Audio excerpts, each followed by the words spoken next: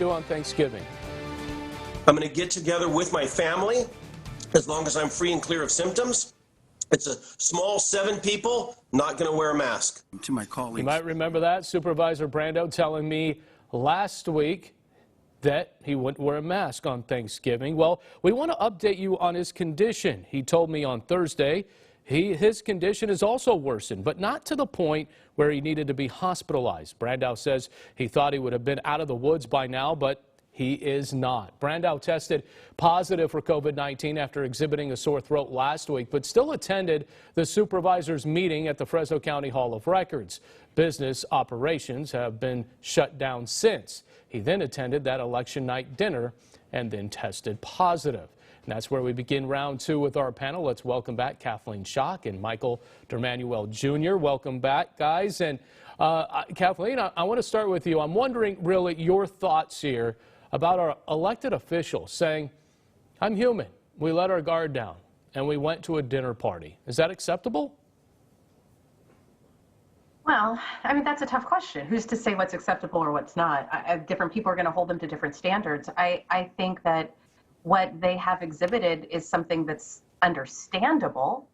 There is a lot of fatigue around COVID. I mean, I'm tired of it too. I feel like I've been in this room since March, but you know, I do think there is perhaps maybe a hope that our elected officials would, you know, really set the standard for what the CDC guidelines are and how people should be taking this virus seriously.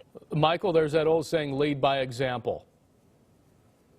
Well, there is. I think we tend to view things depending on who gets COVID. So if you're a politician, we sort of say, see, I told you so, and we sneer at them and we kind of, you know, blame them for getting it. But when it's a Hollywood actor or you know, if it's a professional athlete or somebody else, we kind of just say, oh, that's too bad.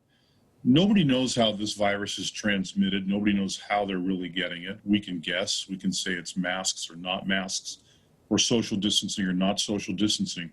My point is that, you know, this is a very tough thing to overcome. And you know, every time we lock down and we open back up, we see the virus spread. And it just seems like it's determined to run its course through society. I feel badly for everybody who has contracted this. From what I've heard, it's really, really terrible and very, very unlike anything else that we've seen, where you seem like you're getting better one day and the next day you start to worsen again. So my hope is that everybody's careful. And if you are in those categories where you're really at risk of some serious problems, that you're even more careful than the rest of us. Yeah, you know, so I don't blame anybody for getting the virus. I'm not blaming anybody for getting it. It's one of those things that's happening, and it's very difficult to control. Yeah, and don't get me wrong, we absolutely have our thoughts and prayers with everybody that has it right now and is fighting it right now, and that includes our elected officials. And that kind of brings me to this point. Is it kind of a blessing in disguise? It shows how a small gathering turns into an outbreak for those who are going to gather on Thanksgiving. So is it a small blessing in disguise that this happened? Kathleen, your thoughts? You know, I think that's an interesting point. Theoretically, it could be, because we actually do have quite a bit of information from scientists about how this virus spreads. It's an airborne virus and it's a respiratory disease, and we know quite a bit about it at this point. You know, that being said, there have been other high-profile examples of elected officials contracting COVID in these sort of intimate gatherings, and frankly, it didn't seem to make much of an impact. So, yeah, like President Trump, right? Right. So right. I don't think we can predict how people are going to interpret this, particularly when you consider, as I mentioned, the degree of COVID fatigue that we are experiencing and the desire for people to gather for the holidays. And I think those two things combined could make this a very long and very difficult fall and winter season. Yeah. Michael, your thoughts real quick on that before we move on.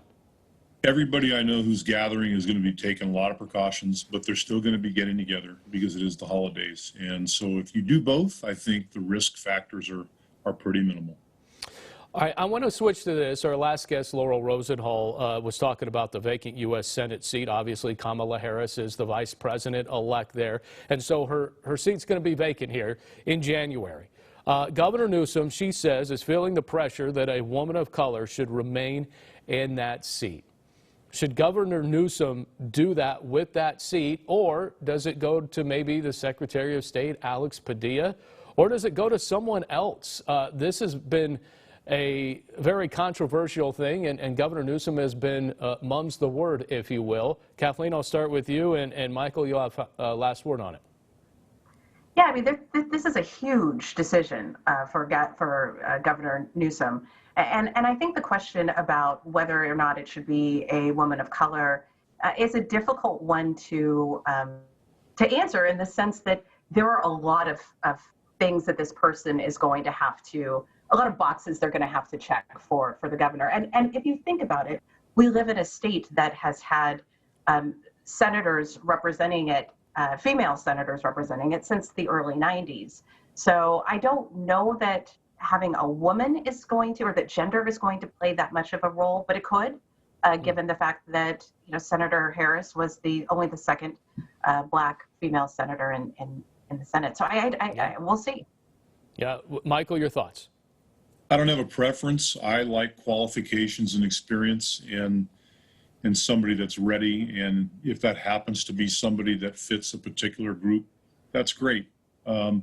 You know, so I'm not really into putting people into categories. I just think the governor should make the best choice for the state of California, regardless of who they are or where they come from. And we do know that he is under a lot of pressure to appoint a Latinx person, or somebody from a Latinx background, given that we've never had. And the one thing that really, and we'll leave it here just a couple of seconds, and the really big thing about this is because we still think Governor Newsom has presidential aspirations for 2024. How much does that play into it, if anything? Kathleen, Michael, jump in. Yeah, 4 years feels like a world away. I agree with you that he has presidential aspirations. I don't know if they're going to come that quickly, but I certainly think that whatever decision he makes here is going to could come back to bite him if he makes a bad one. Michael? Well, I mean, I think Gavin Newsom's very young and very healthy, and 2024, it may not be the right time for him to be looking at the seat. And I know ideally he would come out of a governorship and be able to run, but he's a very young person. And what we've seen recently is we get people in their 60s and 70s that, you know, run and they win the presidency. So I just think he needs to be patient about his aspirations and kind of let it play out. All right, Michael DeManuel Jr., Kathleen Schock, thank you so much. You guys agree too much, but that's okay. We like to have civil conversations sometimes. I'll start fighting here if you want. I know. It's okay. We can scrap. It's fine.